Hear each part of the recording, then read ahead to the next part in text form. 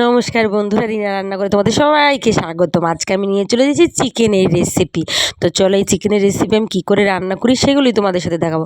প্রথমত আমি ভালো করে দেখো চিকেনটা পরিষ্কার করে ধুয়ে ঝরা দিয়ে রেখে দিয়েছিলাম। তারপরে এখানে নুন, লঙ্কার গুঁড়ো, কাশ্মীরি লঙ্কার গুঁড়ো, হলুদ, জিরের গুঁড়ো দিয়ে আদা, রসুন, পেঁয়াজ, টমেটো পিউরি করে, কাঁচা লঙ্কা, তারপর দেখো আমি এখন খুব সুন্দর করে মেখে নেবো চিকেনের সাথে। চিকেনটা ধুয়ে আগে বেশ কিছুক্ষণ আমি ঝরা দিয়ে রেখে দিয়েছিলাম। তার কি বলো তো, মাখার পরে জলটা বেরিয়ে আসে না বেশি, নাহলে দেখবে জল বেরিয়ে আসে। দেখো তারপর আমি কত খুব সুন্দর করে মেখে নিচ্ছি। এবার মাংসটাকে আমি মেখে রাখার পরে তোমার এখানে আমি এখন দিয়ে দেবো সামান্য মিঠা আতর, আর দেবো হলো গোলাপ জল। এটা দেওয়ার কারণ হলো পুরো তোমাদের মানে রেস্টুরেন্টের চিকেনের মতন লাগবে গন্ধটা। অনেক সময় কী বলো তো, তোমরা বাড়িতে আলু বিরিয়ানি রান্না করলে বা আলু বিরিয়ানি কিনে নিয়ে আসলে, মাংস ঘরে রান্না করলে, তাই এইভাবে রান্না করলে যে দোকানের মাংসর যে চিকেনের যে ফ্লেভারটা আসে, গন্ধ আসে, সেই গন্ধটা পাবে তোমরা।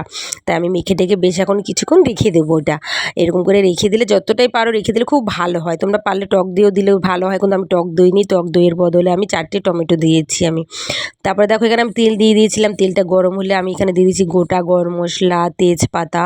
ওটা একটু নাড়াচাড়ার পর 2 মিনিট পরে তারপরে আমি এখানে একটা বড় দেখে মানে পেঁয়াজ কুচিয়ে দিয়ে দিলাম। এবার করব কি, আমি এটাকে সুন্দর করে এখন লাল লাল করে একটু বাদামি কালার করে করে ভেজে তুল নেব। দেখো বাদামি কালার খুব সুন্দর লাল লাল করে চলেছে। বেশি মানে ডিপ করে ভাজবো না, তাহলে পোড়া পোড়া গন্ধ বেরোবে। আমার এখন দেখো পেঁয়াজটা ভাজা হয়ে গেছে।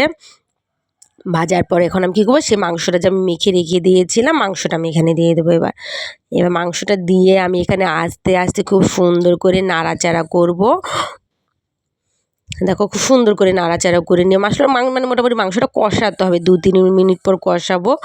দেখো কষানোর মধ্যে আমি দিয়ে দিলাম কি, আমি আলুটা ডুমো ডুমো করে কেটে ভেজে তুলে রেখেছিলাম, সেটা তোমাদের সাথে শেয়ার করে নিয়ে আগে দেখাইনি আমি। তাই আমি এখন দেখিয়ে দিলাম। মাংসটা দেওয়ার পরে আমি আলুটাও দিয়ে একসাথে কেন কষাচ্ছি বলো তো, মুরগির মাংস তো এমনি কষাতে কষাতে হয়ে যায়, তাই আলুটা নাহলে পরে দিলে তো কাঁচা থাকবে। এই কারণে আমি আলুটাও সাথে দিয়ে দিলাম। তারপর পরিমাণ মতো একটু মিষ্টি দিয়ে দিলাম। তোমরা চাইলে মিষ্টিটা দিতেও পারো, নাও দিতে পারো। মিষ্টিটা, চিনিটা দেওয়ার কারণ হলো কালারটা খুব সুন্দর ভালো আসে। দেখবে মাংস হোক যাই হোক, তোমরা একটু দিলে কালারটা একটু ভালো আসে। তাই আমি এখন দেখো খুব সুন্দর করে এখন একটু ভালোভাবে কষিয়ে নেবো। ঢাকবো না, ঢাকলে জল বেরিয়ে যাবে মাংসর মধ্যে, এই কারণে আমি এখন ঢাকবো না। এমনি এটা একটু কষা কষা টাইপের হবে মাংসটা। দেখো খুব সুন্দর গন্ধ বেরিয়ে গেছে এখনই, গোলাপ জলের আর মিঠা আতরের গন্ধটা খুব সুন্দর বেরিয়ে গেছে। দেখো আমার মাংস প্রায় কষাও হয়ে এসছে। তোমরা মানে মাংস কষা হয়েছে কিনা কী করে বুঝবে বলো তো? দেখো তেল ছেড়ে দিয়েছে মশলার থেকে। হ্যাঁ বন্ধুরা, এইভাবেই বুঝতে পারবে তোমরা। তেলটা ছেড়ে দিলেই ভাববে যে মশলা কষানো হয়ে গেছে। তাই আমারও তাই মাংস কষানো হয়ে গেছে। যে মাংসর মধ্যে আমি গামলাটা ছিল, সেই গামলাটা দিয়ে সামান্য একটু জল দিলাম, বেশি জল দেবো না আমি। দেখতে পাচ্ছ তোমরা, সামান্য একটু জল দিলাম শুধু একটু সিদ্ধ হওয়ার জন্য আলুটাকে, কারণ মাংস আমার প্রায় সিদ্ধ হয়ে এসেছে।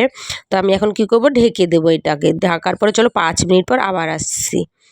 দেখো 5 মিনিট পর আমি আবার আসলাম। ঢাকার পরে আমার এখানে দেখা যাচ্ছে, তো একটু নেড়ে চেড়ে নেই, দেখা যাচ্ছে মাংসটা তো হয়ে এসছে। আলুটা মনে হচ্ছে একটু হবে।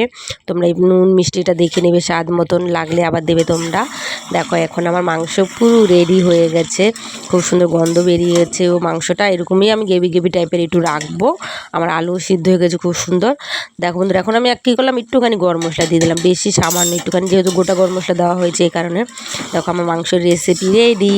তো বন্ধুরা, মাংসের রেসিপিটা ভালো লাগলে, আমার ভিডিওটা ভালো লাগলে তোমার গরিব দিদিকে একটা লাইক করে দিও, চ্যানেলটাকে সাবস্ক্রাইব করে দিও। পরে অন্য সময় নতুন ভিডিও নিয়ে আবার আসবো।